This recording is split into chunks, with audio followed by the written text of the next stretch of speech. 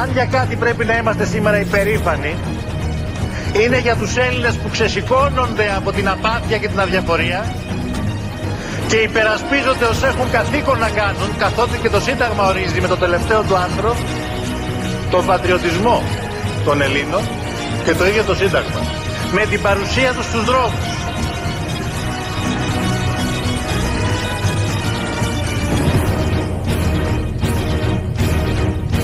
Και όσο κι αν με τα μάτια την καταστολή επικηρύτε να εκφοβήσετε τον ελληνικό λαό, εμείς ένα σας λέμε, ο λαός δεν εκφοβείται. Έλληνες, η ώρα ήρθε. Ελευθερία ή θάνατος.